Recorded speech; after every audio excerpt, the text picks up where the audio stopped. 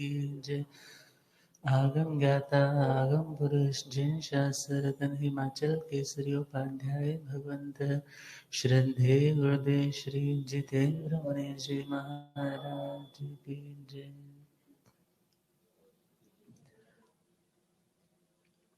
वीर प्रभु जे मोरे रंग दो चुनरिया।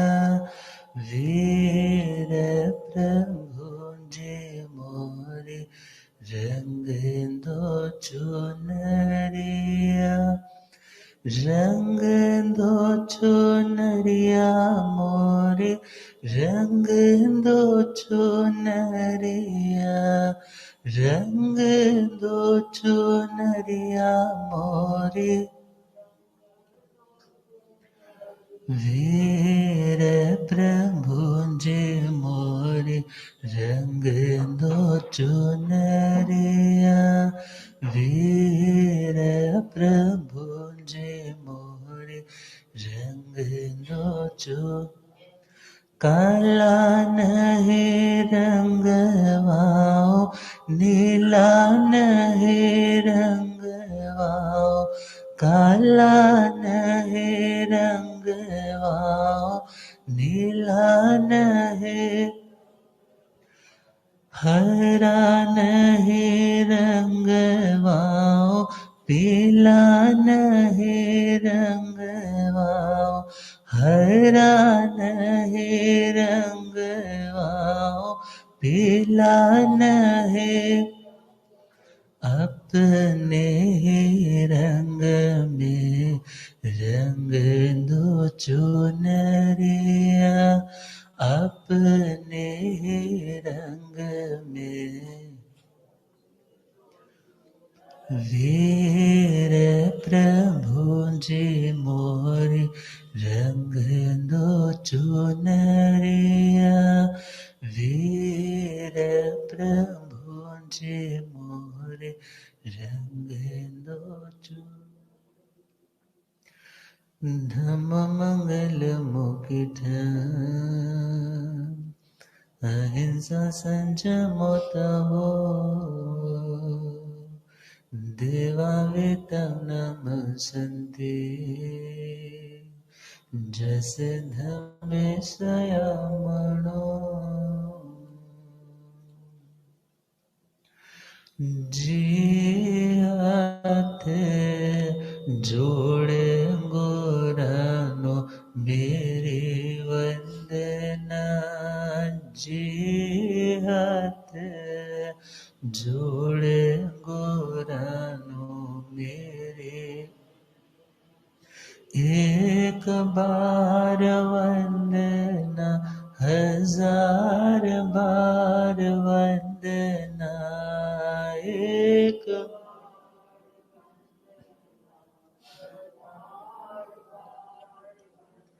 लाख बार वंदना करोड़ बार वंदना। लाख बार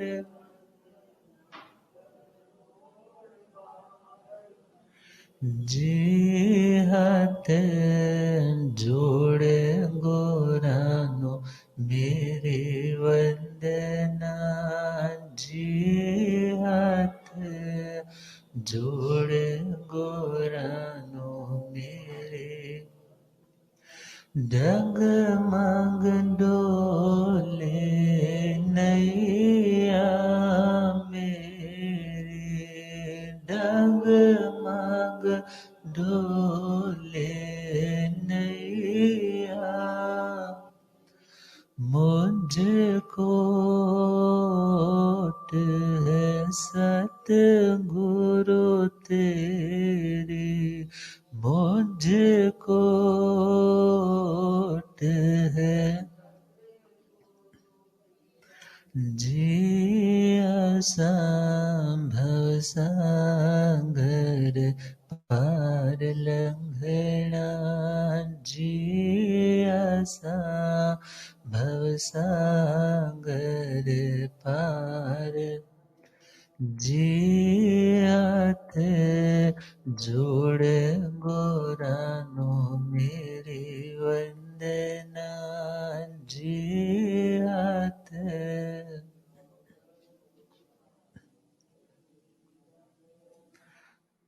अनंत शांति के निकेतन शासनपति भगवान महावीर स्वामी के चरणवृंदों में हार्दिक भवेना वंदन नमन। अंधेरजन को रोशनी प्रदान करने वाले परमोपकारी आगम ज्ञान के भंडार आगम ज्ञाता आगम पुरुष जिन शास्त्र रतन हिमाचल केसरी उपाध्याय भगवंत श्रद्धे गुरुदेव श्री जितेंद्र मुनि जी महाराज साहब के पावन चरण कमलों में एवं पाठ पर शोभायमान उग्र तपस्वी आदर्श हावी तप शिरोमणि श्रद्धे गुरुदेव श्री रमण मुनि जी महाराज साहब के पावन चरण कमलों में हार्दिक भविना वंदन। धर्म समय उपस्थित धर्म अनुरागियों सुशीलवती माताओं एवं बहनों, असीम पुण्यदय से भाग्यदय से आप सबको संतों का समागम और वीतरागवाणी श्रवण करने का सुअवसर प्राप्त हो रहा। जिन वाणी का सार रूप 25 बोल सुनाना प्रारंभ किया है, दूसरा बोल जाति 5। जाति का मतलब समान क्वालिटी वाले, सिमिलर टेस्ट वाले, सिमिलर ही गुण और धर्म वाले लोगों का एक ग्रुप बनाना जाति कहलाता है। जैसे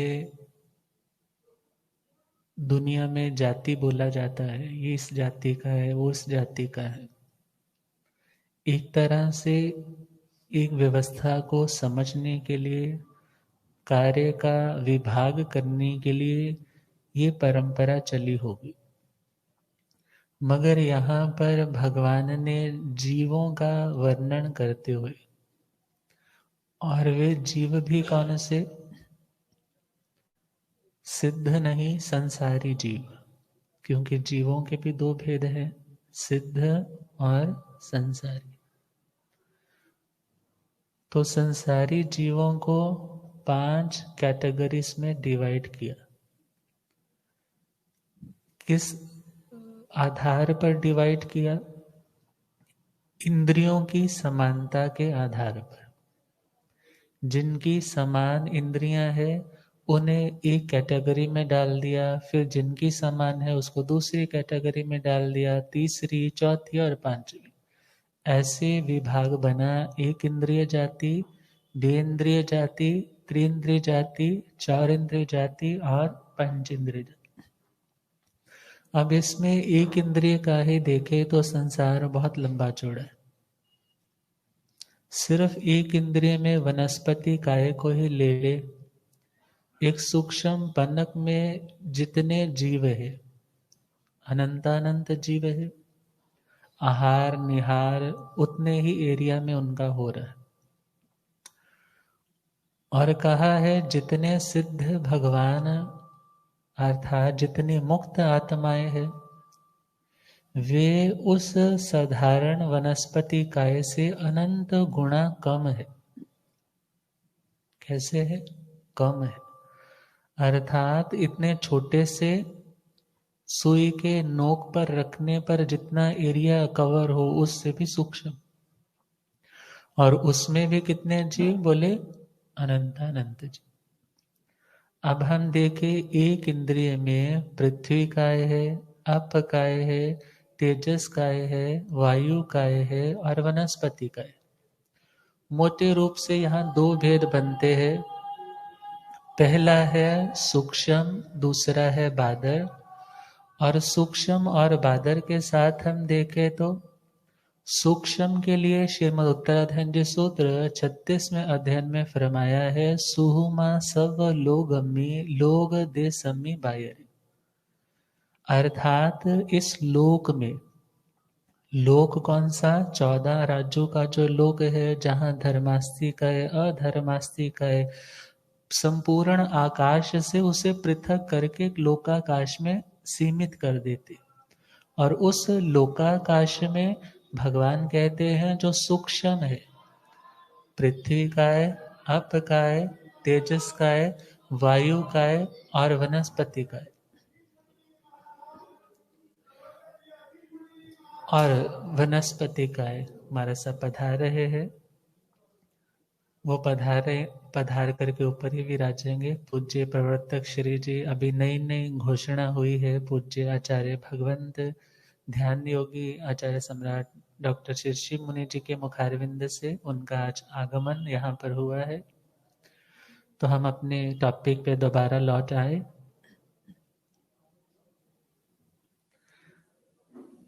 सूक्ष्म तो संपूर्ण लोक में व्याप्त है, मगर जो बादर है, जिनका बादर नाम कर्म उदय में है, वे बादर जीव देखा जाए संपूर्ण लोक में नहीं बल्कि लोग देशम्य बायर, इस लोक के किन्हीं किन्हीं हिस्सों पर उनकी अवस्थिति है। और देखना होगा, सूक्ष्म तो संपूर्ण लोक में है, तो सूक्ष्म से वे सूक्ष्म ग्रहण नहीं करने जिन सूक्ष्म को हम मिन्यूट, मीगर, छोटा, सूक्ष्म दर्शी यंत्र से देखने लायक मानते, क्योंकि उनकी अवगाहना उनके शरीर का फैलाव भी बहुत है, मगर जो यहाँ पर सूक्ष्म कहे हैं उनको हम नहीं देख सकते। वो तो केवल ही भगवान की आज्ञा, अर्थात उन्होंने अपने ज्ञान में देखा और उन्होंने जैसा फरमाया इसलिए हम उसको स्वीकार करते। अर्थात इन बातों को आज्ञा ग्राह्य बोला जाता है। क्या बोला जाता है? आज्ञा ग्राह्य, जिनके बारे में हम कुछ विश्लेषण आदि साक्षात देख करके नहीं कर सकते, मगर हम उसे उसी रूप में स्वीकार करते हैं, जानते हैं और मानते हैं। तो 5 तो सूक्ष्म स्थावरों के है ही है, मगर उसके साथ उनके बादर भी है। बादर नामकरण के कारण उनका शरीर, उनकी अवगाहना बड़ी है, मगर उस बादर में भी हम देखें तो प्रत्येक और साधारण, प्रत्येक और साधारण आ जाते हैं। प्रत्येक नाम कर्म के उदय के कारण मिलने वाली अवस्था पर्याय विशेष का नाम है प्रत्येक वनस्पति, और साधारण नाम कर्म के उदय के कारण मिलने वाली अवस्था विशेष का नाम है साधारण वनस्पति। अब जब हमने देखा कि प्रत्येक और साधारण के भेद से जब जहां साधारण आ गया वहां असंख्यात वाला चैप्टर ही क्लोज हो गया, वहां तो अनंत वाला चैप्टर स्टार्ट हो गया।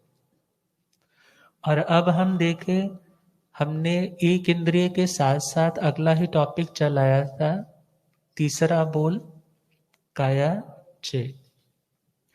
काया का मतलब था एक समूह, शरीर को भी काया बोलते हैं। और वह काया भी क्यों है? क्योंकि इस आत्मा ने अपने इस शरीर को धारण करने के लिए इसके योग्य जो कर्मों का चय किया, इकट्ठा किया, उनका चयन किया, उससे जो निष्पन्न बना, उससे जो रिजल्ट के रूप में बाहर आया, उसका नाम है काय, और वह है शरीर। और काय के संबंध में बोला पृथ्वी काय, अप काय, तेजस काय, वायु काय और वनस्पति का, ये एक इंद्रिय में आ गए। और जो लास्ट वाला छठी काय है वो कौन सी है? त्रस काय। तो हम अभी तक बात कर रहे थे पृथ्वी काय, आप काय, तेजस काय तक, यहीं तक हुआ था हमारा।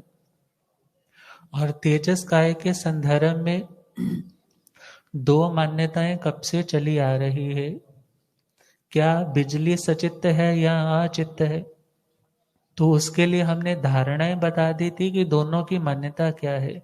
एक ने बोला जो करंट है, इलेक्ट्रिसिटी है, वो जस्ट एनर्जी है, वह एक ऊर्जा है, वो अपने आप में सचित्त अचित्त नहीं। हम तो उसको अचित्त बोलेंगे, वो सचित्त नहीं। मगर हाँ, उसकी फॉर्मेशन कैसे हो रही है और उसका यूज किस रूप में हो रहा है, वहां पर दोष की संभावना को नकारा नहीं जा सकता। मगर हाँ, जब तक मन में यह है कि करंट क्या है अपने आप में, क्योंकि जब कभी डिबेट चलती थी तो मात्र उस विद्युत को लेकर के ही डिबेट चलती थी कि विद्युत क्या है। तो एक पक्ष ने बोला वो एनर्जी है, और वह एनर्जी साउंड एनर्जी में, हीट एनर्जी में, अलग अलग एनर्जीज में प्रकट हो सकती है। मगर वो प्रकट हुई, वो अलग उसकी फॉर्मेशन है, मगर करंट अपने आप में क्या है? तो उन्होंने बोला वो अचित्त है, और एक ने बोला नहीं, वो तो सचित्त है, क्योंकि विद्युत आदि का वर्णन आता है, आसमानी विद्युत जैसे ही चलती है तो उसके कारण अग्नि की उत्पत्ति मानी है। मगर जहां पर देवी देवताओं की विकुर्वणा का वर्णन आता है कि वो खुद को एंटरटेन करने के लिए या दूसरे पर किसी तरह से आक्रमण करने के लिए जब अपनी वक्री शक्ति का उपयोग करते, तो उसके कारण भी विद्युत बिजली स्पार्क्स चमकते हैं, परंतु वो बिजली जो निकलती है वह अचित्त होती है, वो सचित्त नहीं होती। और उस आधार पर विद्युत को अचित्त बोला जाने लगा, और किसी ने बोला नहीं, उसको हम सचित्त मानते। एनीवेज, यूज उसका सही स्थान पर हो, मिस यूज ना हो, वेस्टेज ना हो, अनर्था दंड ना हो, और जितना बचा जाए उतना बचने का प्रयास हो। और तेजस काय के लिए बोला है कि तेजस काय, आयुष्य जगन्य तो अंतर मुहूर्त ही बोलते हैं, और उत्कृष्ट 3 अहोरात्र।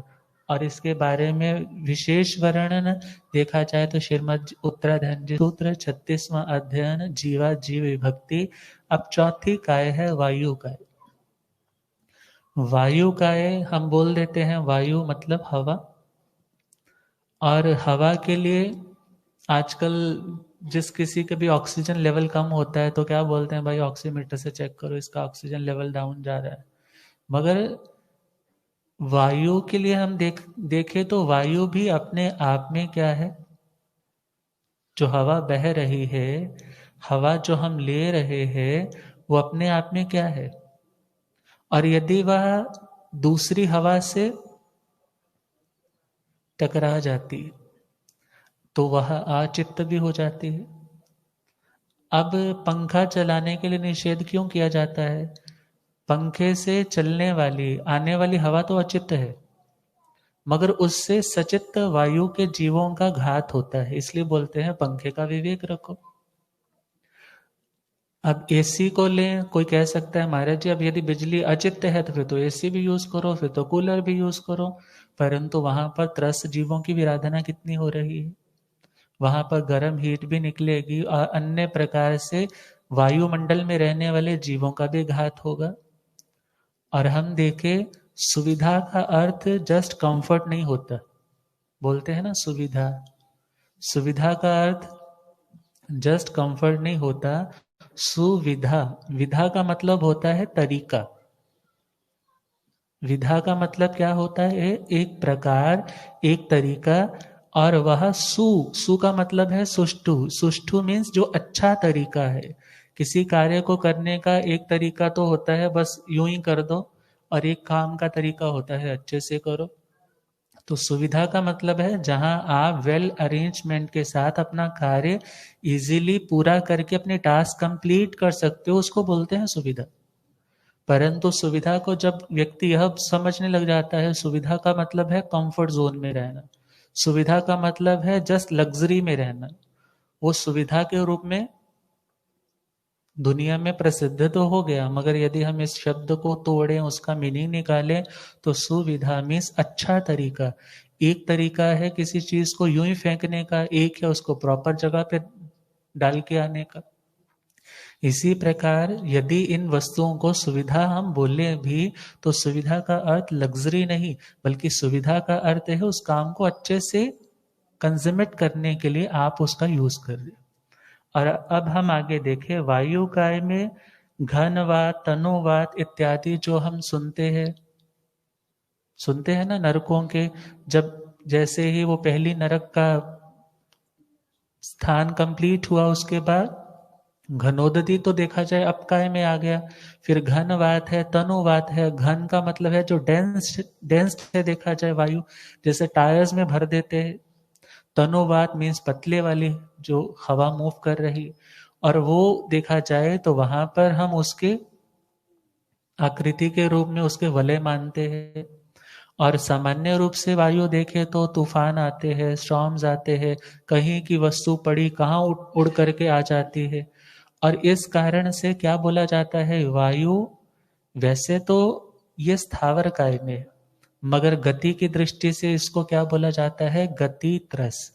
और तेजस काय को भी गति त्रस बोला जाता है, परंतु इनका नामकरण कौन सा उदय है, बोलेंगे स्थावर नामकरण। अब हम बात कर रहे हैं वायु के बारे में, और वायु के लिए बोला जाता है कि वायु जब वेग से चलती है, वेग से चल रही है, सपोज यदि आगे बढ़ते बढ़ते कोई अन्य दूसरी ओर से भी वायु आ रही है और दोनों का घर्षण होने लग पड़ा, दोनों टकराए, तो वायु अचित्त भी हो सकती, परंतु वो सारी अचित्त हो सकती है हम ये डेफिनेटली नहीं बोल सकते। परंतु इसके लिए अवधि बोला है 3000 साल तक उत्कृष्ट वायु के लिए। और इसका संस्थान बताया है पताका की तरह। पताका जैसे मंदिर के ऊपर शादी ब्याह के समय लोग झंडियां लगा देते हैं, तो झंडी जैसे बढ़ती ही चली जाती है, इस तरह से वायु की आकृति भी, क्योंकि वायु क्या है, वायु काय के जीवों का देखा जाए जो संस्थान बन रहा है वो शरीर के आधार पर है, और संस्थान आकृति देखा जाए वो शरीर की है, और उस शरीर का अपना एक संस्थान है, आकृति है, और उसका बताया है पताका की तरह, और उसका वर्ण बताया है हरा, ग्रीन कलर। अब ये बातें हमारी दृष्टि में नहीं आ रही, परंतु जब कभी आप देखते हो कि भगवान ने बोला है, भगवान तो केवल ज्ञानी थे, वो तो साक्षात्कृत धर्मा थे, और वे केवल ज्ञानी एक्सपेरिमेंट के लिए किसी डिवाइस को प्रयोग में नहीं लाते थे, उनका ज्ञान ही देखा जाए अपने आप में सर्वस्व था। और जब विज्ञान वहां तक पहुंचेगा तो शायद वो भी कुछ ना कुछ और बता सके। विज्ञान ने अभी तक जस्ट और जस्ट यदि कुछ डिक्लेयर किया है तो वनस्पति में प्राण डिक्लेयर किए हैं कि हाँ वनस्पति में लाइफ होती है। जगदीश चंद्र बोस साइंटिस्ट हुए हैं, 100 साल से ऊपर समय हो गए, और उन्होंने एक्सपेरिमेंटली वेरीफाइड कर दिया कि जब कभी आप क्रूरता के भावों के साथ रूम में प्रवेश करते हो तो उस पौधों की सेंसेशंस ऐसी हो जाती हैं कि वह भयभीत है, और यदि आप प्रसन्नता की मुद्रा में कि आज मैं उसे पानी दूंगा, उसको प्रेम से सहलाऊंगा, तो वो खिलने लग जाते। और उनकी इन भाव दशाओं को नोट करने के लिए उन्होंने कुछ ऐसे डिटेक्टर, कुछ ऐसी मशीन्स भी लगाई जो हाईली सेंसिटिव थी, और उसके अकॉर्डिंगली उन्होंने ये प्रूव कर दिया। और आज के टाइम में भी बहुत से ऐसे ऐसे संस्थान है जहाँ पर सब्जियां इत्यादि है, और बोलते हैं आप रोज उन्हें क्या दो, ब्लेसिंग्स दो, इनको प्रेम से रोज देखो, प्रेम की नजर से देख करके इनको आशीष दो, और आपकी उस पॉजिटिविटी के कारण इसकी स्ट्रेंथ में भी फर्क पड़ेगा। हमारी भाषा में बोले तो लेश्या, आपकी लेश्या अच्छी है तो सामने वाली की लेश्या पर भी आपकी लेश्या का प्रभाव पड़ सकता है। तो हम बात कर रहे हैं अब पांचवा जो स्थावर काय है वह है वनस्पति काय। वन शब्द सबको पता है, फॉरेस्ट किसको बोलते हैं, वनों को बोलते हैं। और वनस्पति काय मीन्स, वनस्पति का मतलब हम क्या बोलते हैं, flora and fauna. Flora and fauna में तो जस्ट हम फ्लावर्स लेंगे, और फौना में हम आगे वाले त्रस आदि भी काउंट करेंगे। तो हम देखें तो फ्लावर्स है, जितने भी प्लांट्स है, जितने भी वेजिटेबल्स हैं, जितने भी रूट्स वाली है, या वृक्षों पर लगने वाले हैं, और या निगोद है, निगोद पनक, और देखा जाए ये सारे के सारे किसमें काउंट होते हैं, वनस्पति काय में। और वनस्पति काय में कहा जाता है कि एक सूक्ष्म निगोद का सबसे छोटा भव 256 आवलिका का, बहुत बहुत छोटी डायमेंशन है, जहां पर ये बताया जाता है कि उसका आयुष्य इतना थोड़ा। और कहा जाता है कि इसकी भव स्थिति और काय स्थिति, भव स्थिति बाकी वालों की तो सेम है, जैसे भव स्थिति में बोले कि एक जन्म है यहाँ पर अंतर मुहूर्त का कम से कम, और यदि हम उत्कृष्ट में चले तो उत्कृष्ट में बोला कि यह 10,000 साल तक उसी अवस्था में मेंटेन रख सकता है खुद को। परंतु जब हम काय स्थिति में चलते हैं कि बार बार जन्म मरण जन्म मरण जन्म मरण रेगुलर चलता रहे, सीजलेसली चलता रहे, कभी बीच में ब्रेक आए ही ना, तो उसके लिए बोला है वनस्पति के लिए अनंत काल। बाकियों के लिए तो क्या बोला था? असंख्यात काल। मगर वनस्पति के लिए क्या बोला? अनंत काल।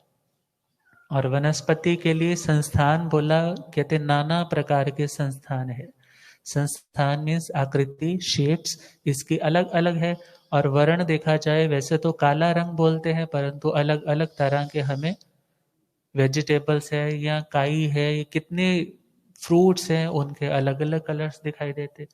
और हम देखें कि इसका भी वर्णन हमें कहाँ मिल रहा है? श्रीमद् उत्तराधनजी सूत्र 36वां अध्ययन।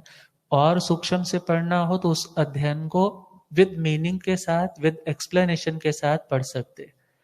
अब हम देखें अगली छठी काय आ रही है त्रस काय, जिनका त्रस नामकरम उदय में है। नामकरम की एक प्रकृति है, एक उसका विभाग है। जब कभी वो उदय में आता है तो व्यक्ति त्रस गति का प्राणी कहलाता है, मीन्स त्रस अवस्था में आता है। और त्रस का मतलब क्या है? सिंपल सी भाषा में बोल देते हैं, जो कहीं आ जा सकता है। आग लग गई तो उस मकान को छोड़ के अपने प्रोटेक्शन के लिए बाहर भाग सकता है, तो उसको हम क्या बोल देते हैं? ये त्रस है। और स्थावर का मतलब जो कहीं भी मूव नहीं कर सकता, उसको क्या बोलते हैं? स्थावर। तो त्रस काय में द्विंद्रिय से लेकर के पंचेंद्रिय तक के सारे प्राणी आ जाते। द्विंद्रिय से लेकर के पंचेंद्रिय तक। और दूसरा बोल हमारा कौन सा चल रहा है साथ में? जाति 5। अभी तक हमने एक इंद्रिय जाति को उस काया के साथ रिलेट करके समझा है। अब हम चले बे इंद्रिय। एक इंद्रिय में तो हमें पता चल गया कि मिट्टी है, नमक है, सोना चांदी इत्यादि जो मेटल्स है, जो अभी कच्ची है, जो भी माइनिंग के द्वारा निकाली जा रही है, उन्हें हम क्या मानते हैं? पृथ्वी का। अपकाय में हमने सुना कि अपकाय में बरसात का पानी है, कच्चा पानी है, नहरों का पानी है। बहुत बार क्या होता है, किन्हीं किन्हीं स्थानों पर बोलते हैं हमारे जी वहां पर तो गर्म पानी के चश्मे है। तो गर्म पानी में जो फासु पानी है, डायरेक्ट ले ले, तो वहां पर ध्यान देना वो उष्ण योनिक है। उनका उत्पत्ति स्थान ही उष्ण है, इसलिए वे जो जलीय जीव है, मीन्स जो अपकाय है, वे अपने आप में सचित्त है। वो जब तक पर शस्त्र से अचित्त नहीं बनाया जाता तब तक वह सचित्त ही माना जाएगा। और इसी प्रकार जो शीत योनि है, जैसे बर्फ है या नॉर्मल आपका ठंडा पानी है जो आपकी नजर में आता है, वह तो शीत योनि मीन्स उसका जो उत्पत्ति स्थान है, जो उसकी उत्पत्ति के रीजन है, वो अपने आप में शीत अर्थात ठंडे है। अब हम देखें पृथ्वी काय, आप काय, तेजस काय में अग्नि को काउंट किया, और वायु काय में हवा है। हवा भी अलग अलग तरह की, कभी झंझावात आता है, कभी गोल गोल भंवर की तरह घूमते हैं, कभी सीधा ही कुछ उड़ा करके ले जाता है। तो इसके बारे में वर्णन 36वें अध्ययन में है, प्रज्ञापना जी सूत्र में भी है, भगवती जी सूत्र में भी। अब हम चले, वायु काय हुआ, वनस्पति काय हुआ। अब वनस्पति काय में 3 भेद भी आ जाते हैं, सूक्ष्म, प्रतीक, साधारण। नव तत्व जब पढ़ते हैं तो नव तत्व में जीव विभाग में, जीव तत्व में इसका पूज्य उपाध्याय श्रवण श्री फूलचंद्र जी महाराज साहब की पुस्तक में भी अच्छे से व्याख्या की गई है। और भी अन्य जिन्होंने भी नव तत्व पर विवेचना लिखी होगी, उन बुक्स में भी आपको अवेलेबल हो जाएगा। अब हम देखें बे इंद्रिय, जिनके पास कितनी इंद्रियां हैं? बे का मतलब 2। अब 2 इंद्रियां कौन कौन सी? स्पर्शन इंद्रिय और प्लस रसन इंद्रिय। और बे इंद्रिय में कौन कौन आ जाते हैं? सीप है, शंख है, जोंक है, अलसिया है इत्यादि। जो प्रतिक्रमण के पाठों में आप लोग पढ़ते हैं वो काउंट किए जाते। जिनके पास ये दो ही सेंसेस है जिनके द्वारा वे फील कर सकते हैं या कुछ रसा स्वाद ले सकते हैं। मन इनके पास नहीं है, क्योंकि चार इंद्रिय तक तो डेट श्योर है कि वह सारे के सारे असंगी होते हैं, और पंच इंद्रिय में भी संगी और असंगी के भेद से अलग अलग भेद बन जाते हैं। तो बेंद्रिय हुआ, अगला है त्रिइंद्रिय, जिनके पास कितनी इंद्रियां हैं? तीन इंद्रियां हैं। और तीन इंद्रियां कौन सी है? स्पर्शेंद्रिय, रसनेन्द्रिय, घ्राणेन्द्रिय। स्पर्शेंद्रिय को स्पर्शेंद्रिय क्यों कहते हैं? क्योंकि इसके द्वारा स्पर्श का अनुभव किया जाता है। स्पर्श मीन्स टच की सेंसेशन जिसके द्वारा अनुभव में आती है। 8 तरह के स्पर्श जिसके द्वारा अनुभव में आते हैं उसका नाम है स्पर्शेंद्रिय। और रस्यते अनया इति रसना, जिसके द्वारा टेस्ट लिया जाता है, जिसके द्वारा रस लिया जाता है, उसको क्या बोलते हैं? रसनेन्द्रिय। और जिसके द्वारा गंध का स्मेल कैसी है, अच्छी है, बुरी है, फ्रेग्रेंट है या फाउल स्मेल है, उसका जो रिसीवर है वो कौन है? रिसेप्टर कौन है? वैसे तो आत्मा है, परंतु जब हम इंद्रियों के विषय में बोल रहे हैं तो हमारे लिए पहले कौन एक्सेप्ट कर रहा है? घ्राणेन्द्रिय। तो तीन इंद्रियों वालों के पास तीसरी इंद्रिय ऐड कौन सी हुई है? घ्राणेन्द्रिय।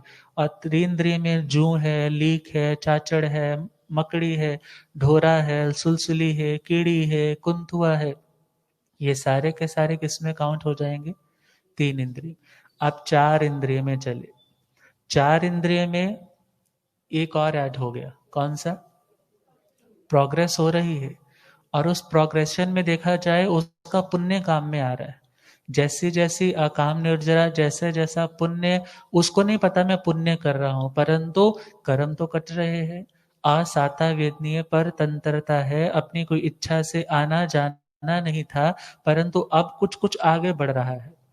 अब देखा जाए उस चार इंद्रिय वाले के पास आंखें, अब उसमें क्या आया? मक्खी है, मच्छर है, भंवरा है, भंवरी है, इत्यादि। और इतना भी याद रखना है, चार इंद्रिय तक ये सारे के सारे समूर्छक रूप से ही पैदा होते हैं, नपुंसक में होते हैं, ये गर्भज नहीं होते। जैसे दुनिया में गर्भज मनुष्यों के लिए फिजिकली उनको जुड़ना पड़ता है, उस रूप में इनका जुड़ना अनिवार्य नहीं है। अर्थात वातावरण में ही उस तरह की व्यवस्था के अनुरूप यह गर्भ बोला, सामान्य भाषा में तो गर्भ बोलेंगे, गर्भ ग्रहण करते हैं, परंतु उस दृष्टि से नहीं जिस तरह से संसार की दृष्टि से वह क्रिया के बाद गर्भ का धारण होता है। अर्थात समूर्छम का मतलब है जो अन्य गंदे पदार्थों में या ऐसे अशुचि स्थानों में या उस आने वाले नए जीव को ग्रहण करने के लिए वैसे वैसे वायुमंडल में मॉइस्चर है, हीट है इत्यादि और अन्य पुद्गलों के मिश्रण के द्वारा वह नए जीव की उत्पत्ति के कारण बन जाते, और या वो स्वतः भी बन जाते। अब हम देखें तो चौर इंद्रिय में ये सारे के सारे चौर इंद्रिय तक कौन से है? असंगी भी है, नपुंसक लिंग में भी है। अब हम आगे चले तो कौन सा आ गया? पंच इंद्रिय। पंच इंद्रिय में जिनके पास पांचों इंद्रियां हैं, और पांचवी इंद्रिय कौन सी ऐड ऑन हुई है? श्रोत्र इंद्रिय। और विचार करना है, आज यदि सुनने की काबिलियत है, कितना कितना कितना पुण्य किया होगा, कितनी लंबी यात्रा चल रही है, आज उस प्लेटफॉर्म तक पहुंचे हैं कि हम कुछ सुन सकते हैं। मगर कान मिलने के बाद भी अच्छा ना सुने तो कानों से भी वंचित होना पड़ेगा, आंखों से अच्छा नहीं देखे तो आंखों से भी वंचित होना पड़ेगा। धीरे धीरे कम करते करते स्पर्शन इंद्रिय तक रह जाएंगे, और वहां पर भी घोर अज्ञानता। और भगवान क्या कहते हैं? इनको जानने का प्रयोजन क्या है? कि हम आत्म चिंतन कर सके, अनुप्रेक्षा कर सके, और इन जीवों की विराधना से खुद को बचा सके। जैसे प्राण, जैसे साता मुझे प्यारी है, ऐसे इनको भी प्यारी है। सर्व हिंसा नहीं त्यागी जाती तो कम से कम उसकी मर्यादा तो की जा सकती है। अब हम देखें पंच इंद्रिय में चारों गतियां आ जाती, नरगति, त्रियंच गति, मनुष्य गति और देवगति। नरगति के जितने भी प्राणी है वो कौन सी इंद्रियों वाले हैं? 5 इंद्रियों वाले। नार की ना तो एक इंद्रिय है, ना द्विंद्रिय है, ना त्रिंद्रिय है, ना चौरिंद्रिय। कौन सी इंद्रियों वाले हैं? पंच इंद्रियों वाले।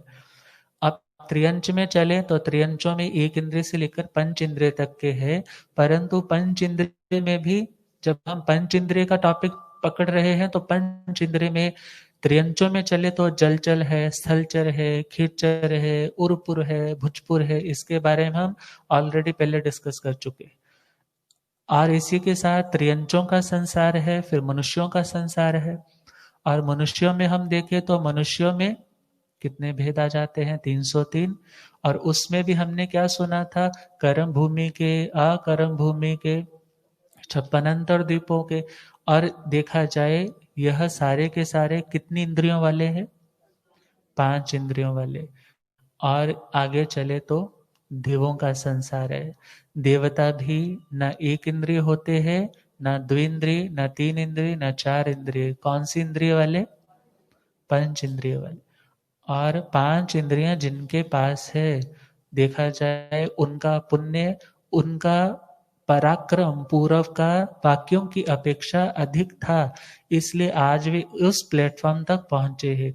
इसलिए बोला जाता है भाई तुम हिंसा से पूर्णतः निवृत्त नहीं हो सकते तो कम से कम त्रस की, और उसमें भी पंच इंद्रिय जीवों की हिंसा से तो पूर्ण विरत बनो, उसका पूर्ण त्याग करो। मगर एक इंद्रिय से आप विरत नहीं हो सकते तो कभी पक्षी पर हरि का त्याग कर दिया, पौषध कर लिया, नियम पच्चखांड ले लिया। ये किस लिए किया जाता है? देखा जाए तो 5 इंद्रियों के जीवों की दया के लिए, 6 काया के जीवों की दया के लिए ये सारी व्यवस्थाएं की जाती। अब हम चले, अगला बोल कौन सा था हमारा? तीसरा बोल था काय अच्छे, परंतु इसके साथ हम इतना और समझ ले, एक इंद्रिय की उत्कृष्ट आयुष्य, जघन्य आयुष्य कितनी रहती है, दो इंद्रिय की कितनी रहती है, तो उसका भी वर्णन दिया है। एक इंद्रिय में चले तो जघन्य तो अंतर मुहूर्त है, उत्कृष्ट पृथ्वी काय की ही देखा जाए सबसे लंबी आयुष्य है 22,000 वर्ष। और यदि हम बेंद्रिय में चले तो उत्कृष्ट आयुष्य है 12 साल की। और त्रिंद्रिय में चले तो उत्कृष्ट आयुष्य है 49 डेज की। और चौरिंद्रिय में चले तो उत्कृष्ट आयुष्य है 6 महीने की। और पंच इंद्रिय में चले तो अंतर मुहूर्त से लेकर के उत्कृष्ट आयुष्य सभी की अपेक्षा से, समुच्चय देव देवी मनुष्य मानुषी सभी की अपेक्षा से, नारिकों की अपेक्षा से 33 सागरोपम की आयुष्य, उत्कृष्ट आयुष्य मीन्स मैक्सिमम आयु उनकी रहती। अब हम पुनः आ जाएं 6 काया के ऊपर। पृथ्वी काय, आप काय, तेजस काय, वायु काय, वनस्पति काय और गुरुदेव पधार रहे हैं। हो रब मेरा सतगुरु बन के आया, मैनू वेख लैण दे। हो रब मेरा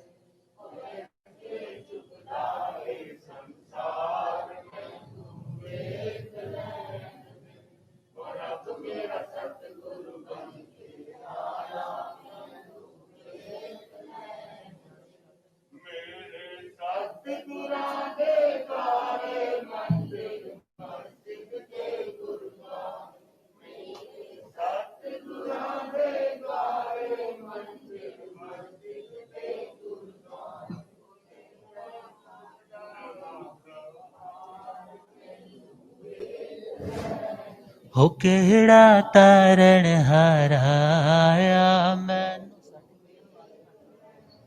हो रब मेरा सतगुरु बन के आया मैनू, ओ मैनू वेख लैण दे के मत्था टेक लैण दे, ओ मैनू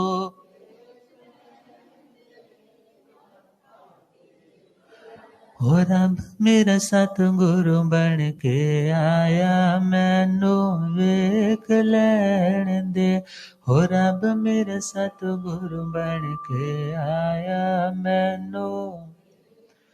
बोलिए आगम ज्ञाता आगम पुरुष जिन शास्त्र हिमाचल केसरी उपाध्याय भगवंत श्रद्धे गुरुदेव श्री जितेंद्र मुनि जी महाराज, सरल मना पूज्य प्रवर्तक श्रद्धे श्री आशीष मुनि जी महाराज की।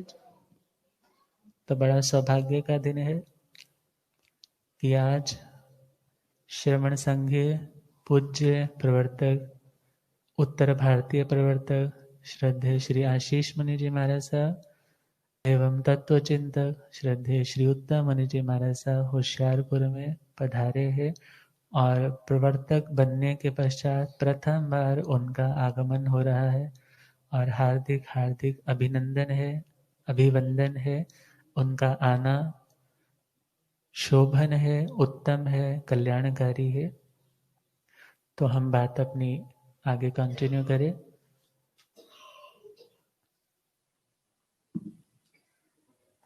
त्रस्काय में दो इंद्रिय से लेकर के पंच इंद्रियों का संपूर्ण संसार आ जाता है। अब इसके बाद चौथा बोल आता है इंद्रिय पांच। चौथा बोल कौन सा है? इंद्रिय पांच। जब हमने दूजा बोल किया था, दूसरे बोल में हमने सुना एक इंद्रिय जाति, दो इंद्रिय जाति, परंतु हमने वहां पर इंद्रियों को बहुत अच्छे से तो नहीं समझा। समझना तो है। और इस इंद्रिय के विषय में हमारा श्रीमद् प्रज्ञापना जी सूत्र 15वां पद है, इंद्रिय पद है। पूरे का पूरा होलसम चैप्टर ही उसके ऊपर है, इंद्रिय के ऊपर। और 23वां पद जो श्रीमद् प्रज्ञापना जी सूत्र का है, कर्म प्रकृति पद, उसमें भी जब नाम कर्म की प्रकृतियों का वर्णन आता है तो वहां पर हम देखें इंद्रिय नाम कर्म में वहां पर ये 5 इंद्रियों का वर्णन आएगा। और श्रीमद् तत्वार्थ सूत्र में भी इसका वर्णन है कि पंच इंद्रियाणी, दूसरा अध्याय है और वहां पर भी रेगुलर वर्णन वहां पर चलता है। श्रीमद् नंदी जी सूत्र में चले वहां इसका वर्णन है और आवश्यक सूत्र और उसके ऊपर आवश्यक निरुक्ति आचार्य श्री भद्रबाहु स्वामी जी की, वहां पर भी बड़े ही विशेष वर्णन उपलब्ध हो जाते। तो हम कुछ कुछ उसमें से समझने की कोशिश करते हैं। इंद्रियां कितनी है? 5 है। पहले इतना समझना है इंद्रिय किसे बोलते। पहले बताया था इंद्र बोलते हैं आत्मा को। क्यों बोलते हैं?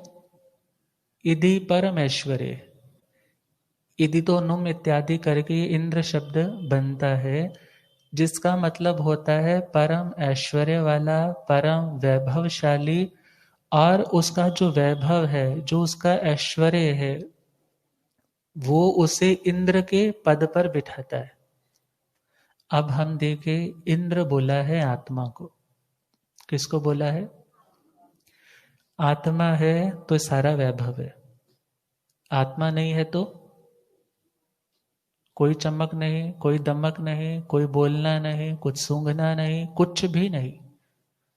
अर्थात जब तक आत्मा है, गुरु जी कहा करते हैं बहुत बार, दुनिया में सबसे अच्छी चीज कौन सी है और सबसे बुरी चीज कौन सी है? तो उत्तर देते हैं आत्मा। सबसे अच्छी कौन सी है? सबसे बुरी कौन है? आत्मा है। अब हम देखें, इतना वैभव यदि किसी का है तो वो किसका है? आत्मा का। और इस आत्मा के ही साधन के रूप में, मीन्स उसके कार्य को और अच्छे से करने में जो सहयोगी की भूमिका निभा रहे हैं, जो उसके करण बन रहे हैं, साधन बन रहे हैं, मीडियम बन रहे हैं, उनको इंद्रिय बोला जाता है। उसे क्या बोला जाता है? जैसे एक राजा होता है और उस राजा के मंत्री इत्यादि होते हैं। कारण क्या? उस इंद्र को सहस्राक्ष भी बोला जाता है, हजारों आंखों वाला। अब हजार आंख तो हम कहाँ से देखेंगे उसकी? रावण के तो बोल देते ना 10 सिर थे। परंतु देखा जाए तो हजार आंख का मतलब क्या है? उनके जो सोर्स ऑफ इंफॉर्मेशन हजारों होते। कोई खबर कहाँ से निकली है, वहां क्या घटित हुआ, उन तक पहुंचाने वाले हजारों होते हैं। और देखा जाए तो वो इन 2 आंखों से जैसा देखते हैं, उनका दृष्टिकोण, आंख हम दृष्टिकोण भी को भी बोलते हैं ना, जैसी नजर बोलते हैं ना, जथा दृष्टि तथा सृष्टि। तो जैसी दृष्टि उस राजा की रहती है, उस लीडर की रहती है, उस नेता की रहती है, वैसी ही दृष्टि वो सारी की सारी प्रजा की बन जाती है। इसलिए भी उस इंद्र को सहस्राक्ष बोला जाता है, हजारों आंखों वाला। मीन्स वो जैसा सोचता है, जैसा दृष्टिकोण, जैसा एटीट्यूड वो अपनाता है, उसको फॉलो करने वाले सभी लोग वैसा ही दृष्टिकोण धारण कर लेते। मगर इंद्र उसको इन आधार पर, निरुक्तों के आधार पर बोला जाता है। अब हम देखें, इंद्र कर्म को भी बोलते हैं। जब हम तत्वार्थ सूत्र की व्याख्या पढ़ते हैं तो वहां पर आता है इंद्र का एक मतलब है कर्म। देखा जाए तो ये सारे का सारा प्रपंच किसका है?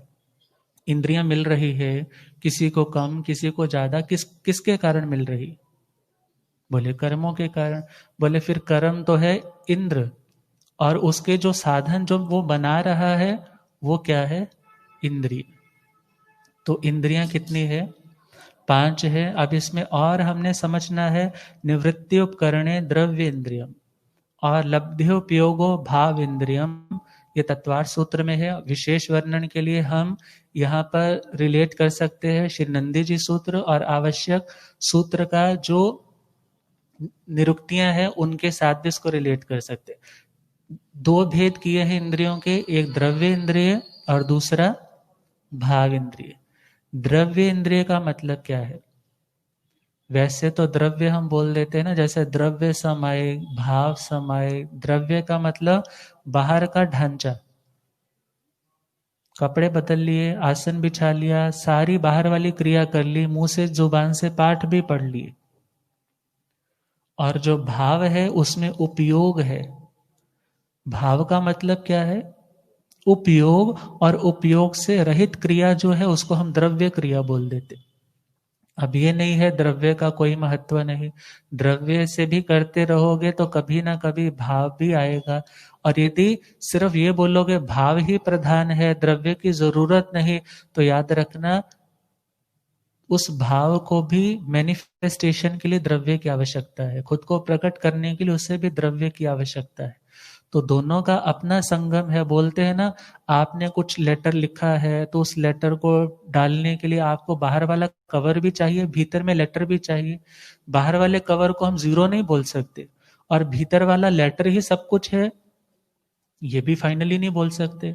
अर्थात बाहर वाले कवर का अपना महत्व है, भीतर वाले लेटर का अपना महत्व है। तो खैर, द्रव्य इंद्रिय का मतलब यहाँ है जो शरीर नामकरण, अंगोपांग नामकरण के उदय के कारण जो हमारे संरचना मीन्स आकृति बनती है, इन इंद्रियों की शेप्स बनती है, उसको क्या बोलते हैं? द्रव्य इंद्रिय। और द्रव्य इंद्रिय में निवृत्ति इंद्रिय और उपकरण इंद्रिय, ये 2 भेद आते। निर्वृत्ति, निवृत्ति शब्द नहीं है, इतना ध्यान रखना है, शब्द है निर्वृत्ति। व के ऊपर भी र है और पैर के नीचे भी उसके र है। तो निर्वृत्ति इंद्रिय, निवृत्ति इंद्रिय एक भेद, दूसरा भेद है उपकरण इंद्रिय। ये दोनों भेद किसके हैं? द्रव्य इंद्रिय के। और भाव इंद्रिय के चलें तो भाव इंद्रिय के 2 भेद है, लब्धि और उपयोग। कितने भेद हैं? लब्धि और उपयोग। तो हम सबसे पहले देख रहे हैं निवृत्ति इंद्रिय। निवृत्ति इंद्रिय में हम देखें तो जो हमारे कान का, देखो बाहर का साइज ऐसा है, किसी और को देखोगे तो उसका साइज कुछ थोड़ा सा डिफरेंट होगा।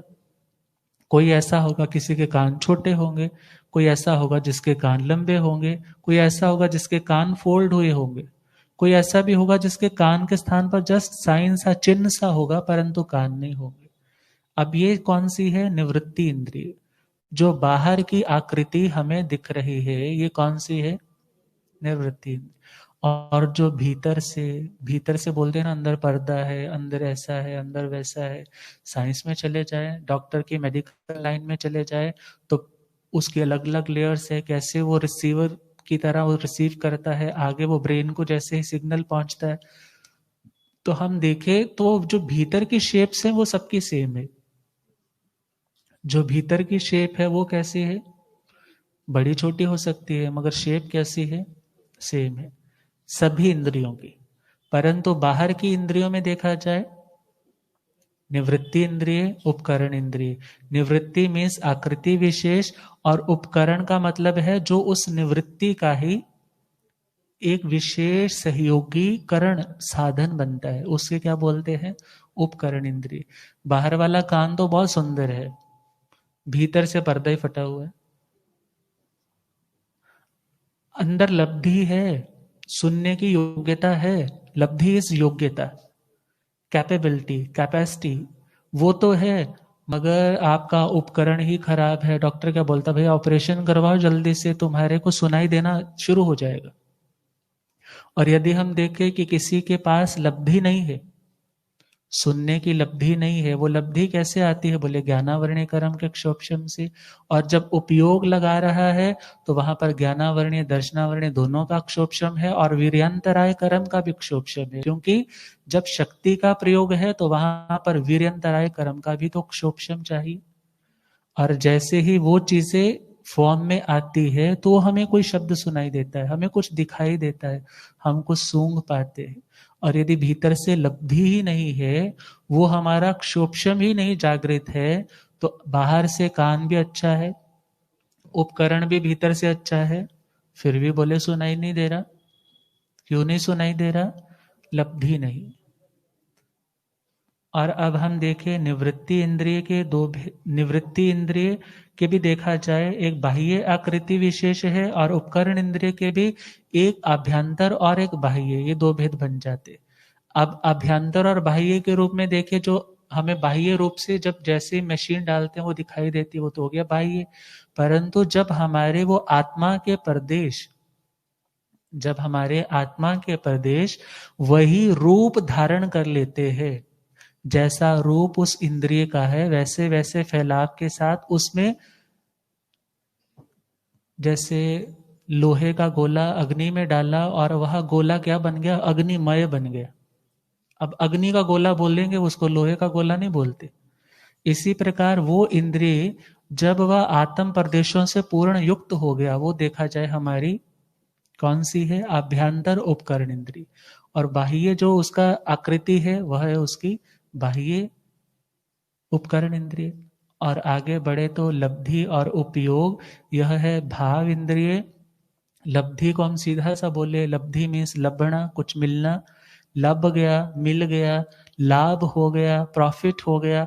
और जिसको इस चीज का लाभ हो चुका है, मीन्स जिसका इतना क्षोभशम जागृत है, और फिर वह व्यक्ति कुछ सुनता है, कुछ देखता है, सामने कोई सीन आया तो वह उसको देख करके पहचान भी करता है, ये ऐसा है, वो वैसा है, काला है, नीला है, पीला है, ये अच्छा शब्द है, ये कर्कश है। ये देखा जाए तो ये सारी बातें आप कब डिफ्रेंशिएट कर पाते हो?